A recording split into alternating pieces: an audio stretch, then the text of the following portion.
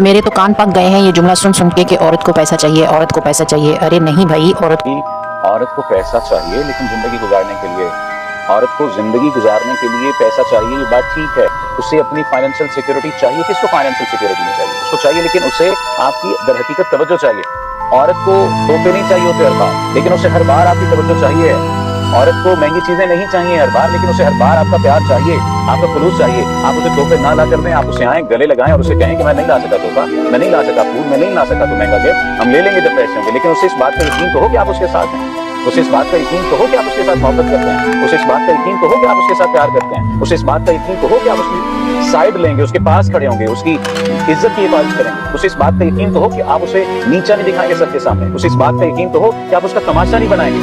اسے اس بات کا یقین تو ہو کہ آپ اس کی عزت کی حفاظت کریں گے۔ لیکن مسئلہ یہ ہے کہ ہم یہ سمجھ لیتے ہیں کہ اسے پیسہ چاہیے، ہم یہ سمجھ لیتے ہیں کہ اسے مہنگے تحائف چاہیے، اس وجہ سے اس کا موڈ آف ہو جاتا ہے۔ نہیں بھائی نہیں، آپ مہنگے تحائف دیتے رہیں، آپ اسے پیسے دیتے رہیں، لیکن آپ اسے توجہ نہ دیں، پھر بھی اس کی شکایت رہے گی۔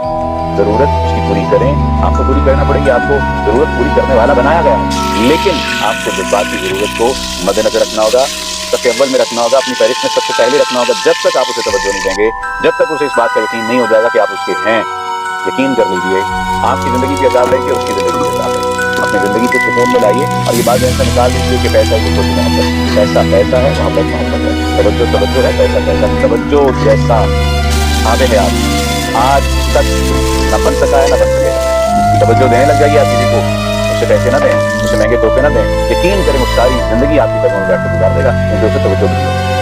حد تک نہ کیا کریں اپنے پاس، امید ہے آپ اس بات کو۔ انہیں کمی نظر آ رہی ہے نا تو اسے بدلو مت، اسے سوارو۔ اگر اپنی بیوی کے بال پسند نہیں ہے تمہیں، چہرہ مسایا لگتا ہے، ہاتھ اچھے نہیں لگ رہے، اسے پارلر بھیجو، تھوڑا خرچہ دے دو۔